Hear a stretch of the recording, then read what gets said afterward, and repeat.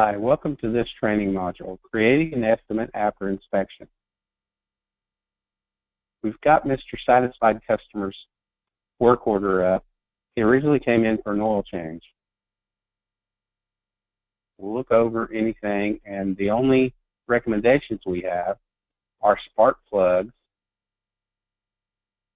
as part of the scheduled maintenance, upper radiator hose and lower radiator hose as part of an inspection.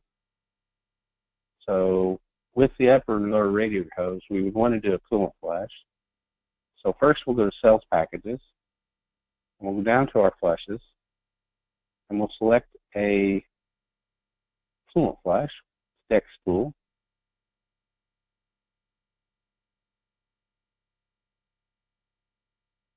Notice the kit's on there, and because we're doing the hose, we've elected not to do the kit. So we'll highlight that and hit delete, and that removes that line. Since it has a memo for treating, we'll also remove that line. Then we'll go on to ISE Online, which is Integrated Service Estimator. We're going to look for our spark plugs, which is an ignition nut, and our upper and lower radiator hose.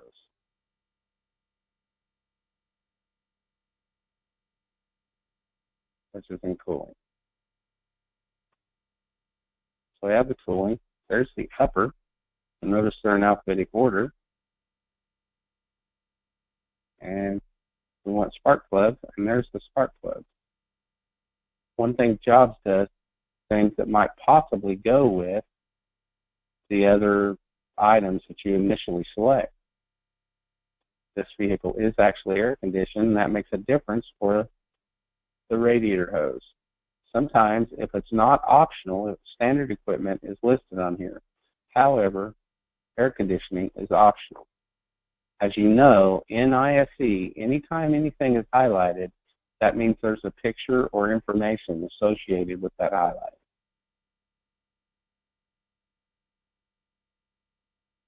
We hit next. We know we don't have these items in stock. We'll go to our parts store.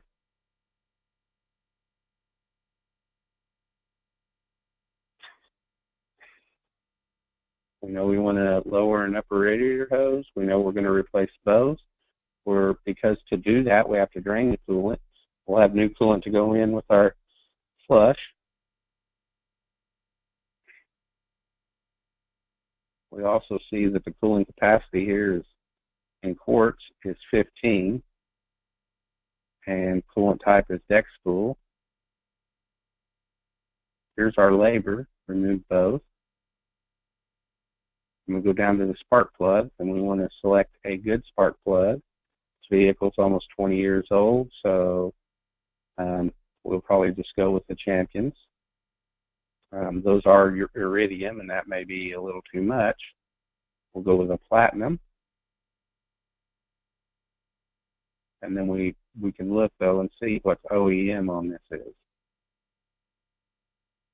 Original equipment type is an iridium plug. So I always recommend going back with the original equipment anytime we can. So we will go with the iridiums. And then the labor to replace. With that, we simply save and return to M-key. We're going to have to job group these, and for this, cooling system is where the upper and lower radiator hose are.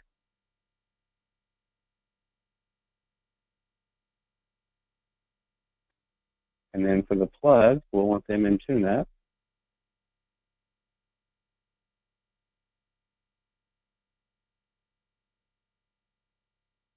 And that puts everything here. The importance of job grouping, what this does, in View, you can turn on job grouping and color tracking here. What that does is allow you to easily look at this ticket and see the number. There's 1, 2, 3, and 4. So there's 4 jobs in this ticket. When you're building a good estimate on a car that's 10 years old, which our average car is, there should be a minimum of 4 jobs on that ticket. Yellow simply means we do not have it in stock. So we look at this, we find the yellows, we would enter, which would automatically do that, and the invoice number. You want to always establish what our warranty is on an item. This prints on the invoice. It's very important that you establish this. Some things could end up being lifetime warranty unless you print this. Do not cut this corner. You have to untrick order electronically because we're not going to order. To do order electronically, you would hit vendor options and you would hit order. You could hit order all. It wouldn't matter if these were all one vendor or all 4 different vendors. If you hit order all, it would order one from each, whatever from each vendor, whatever catalog you looked up. Because we're in a demo version, we can't actually order electronically. This is the reference numbers should actually only be the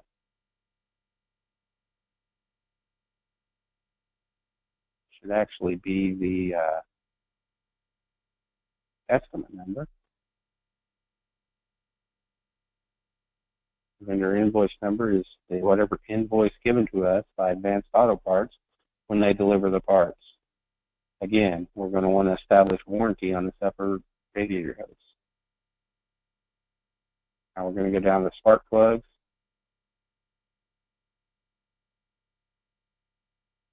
We're going to enter the reference number as the estimate number. We're going to enter the vendor invoice number. These items are important.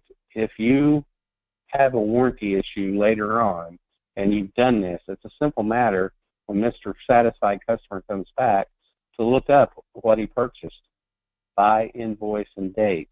And then you know who you bought it from, when, and what you paid for it. And that will tell you everything you need to know in order to establish who's liable in a warranty situation. Hit save. And I forgot to click order electronically. Now we've got everything. We would print this as a presentation to show the customer. If the customer wasn't present, I would get to this point, I would click here, and I would email the customer, CCing yourself,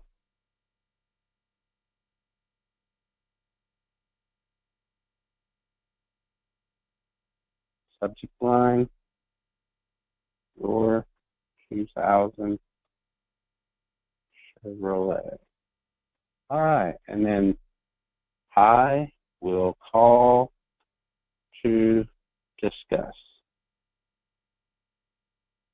Thank you. Short and sweet. They don't need a diatribe here. Don't give them the opportunity to say no by email. This stops that. So whatever email you collected on the customer needs to go there, and then hit send. That email does not come from your shop. It comes from VisAlerts. So that's another reason you have to put your email on it as well. If you print this out, the customer should sign. If the customer gives you phone approval, then you should go to work authorization. You notice it prints the second you click that, it gets the date and the time. And you want to put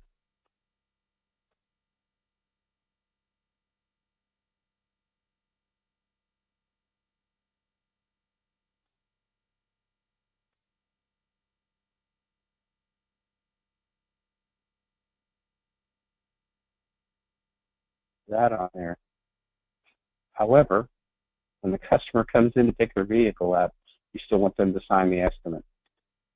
It will limit your problems. If there's a chargeback on a credit card, if there's a small claims, whatever, get them to sign the estimate and the invoice.